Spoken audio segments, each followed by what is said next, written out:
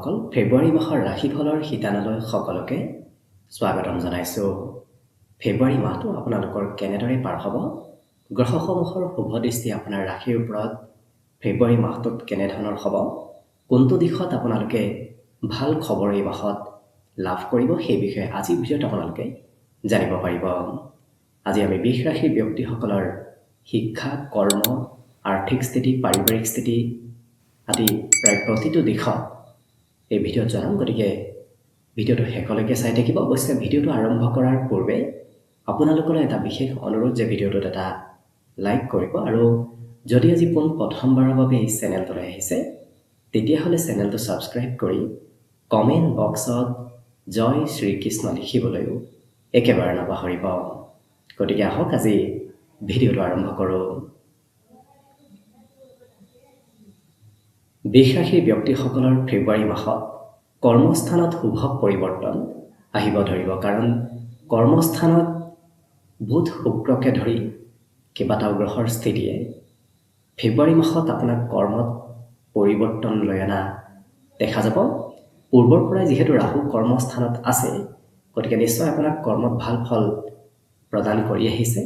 কিন্তু এই মাহত বুধ, শুক্ৰ আৰু ৰবি এই তিনিটা গ্ৰহৰ ধনৰ স্থানৰ অধিপতি আৰু শিক্ষাৰ স্থানৰ অধিপতি।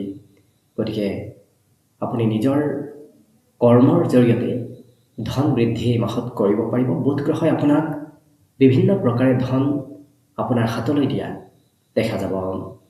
যদি আপুনি ব্যৱসায় বাণিজ্য কৰি আছে তেতিয়াহ'লেতো নিশ্চয় আপুনি কৰ্মত শুভ ফল এইকাৰণেই লাভ কৰিব, কাৰণ বুধ গ্ৰহ হৈছে ব্যৱসায়ৰ কাৰক গ্ৰহ, আৰু ব্যৱসায়ৰ কাৰক গ্ৰহৰ স্থিতি কৰ্মস্থানত হোৱাৰ লগে লগে আপুনি লক্ষ্য কৰিব আপোনাৰ কৰ্মত, ব্যৱসায় বাণিজ্যত নিশ্চয় উন্নতি প্ৰগতি আহিব ধৰিব। আৰু শিক্ষাৰ স্থানৰ অধিপতি হৈ কৰ্মত প্ৰৱেশ কৰাটো আপোনাৰ বাবে অতি শুভ সংযোগদায়ক এইকাৰণে, কাৰণ যিটো শিক্ষা আপুনি লৈছে সেই শিক্ষাৰ জৰিয়তে এই মাহত ধন উপাৰ্জন কৰিব পাৰিব।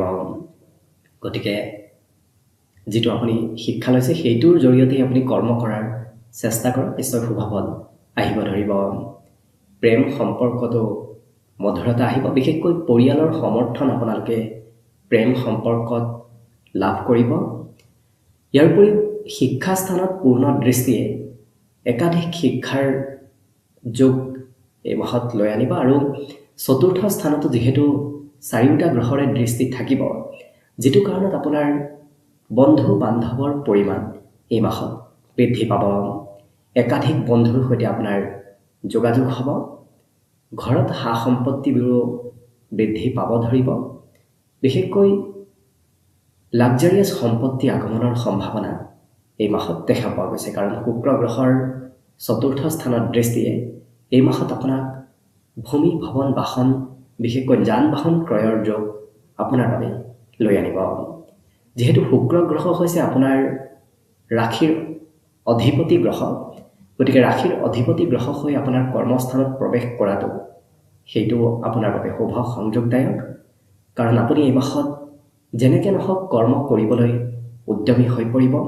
কাম বন কৰিবলৈ আপোনাৰ ইচ্ছা যাব। বিগত মাহত থকা এলেহুৱা ভাৱবোৰ আপোনাৰ একেবাৰে নোহোৱা হৈ পৰিব। আৰু শুক্ৰ গ্ৰহই আপোনাৰ ঘৰত সম্পত্তি বৃদ্ধি কৰিব দেখা যাব। বিশেষকৈ যান বাহন যদি ক্ৰয় কৰিম বুলি ভাবি আছে, এই মাহত আপোনাৰ সেই মনৰ আশাবোৰো পূৰণ হৈ পৰিব। লগতে চতুৰ্থ স্থানৰ অধিপতি হৈ কৰ্মস্থানত ৰবিৰ প্ৰৱেশে আপোনাৰ পিতৃৰ সম্পত্তি বৃদ্ধিৰ যোগ এই মাহত দেখা পোৱা গৈছে। গতিকে আপুনি পিতৃৰ সমৰ্থন নিশ্চয় লাভ কৰিব। ধন সম্পত্তি ক্ষেত্ৰতে হওক, কৰ্মৰ ক্ষেত্ৰতে হওক, আপুনি পিতৃৰ সমৰ্থন নিশ্চয় লাভ কৰিব। লগতে আত্মীয় কুটুম্বৰ সৈতেও আপোনাৰ মিত্ৰতা বাঢ়িব। কৰ্মক্ষেত্ৰত আপোনাৰ সাহস, মনোবল, বিশেষকৈ মনোবল বৃদ্ধিৰ পূৰ্ণ যোগ দেখা পোৱা গৈছে।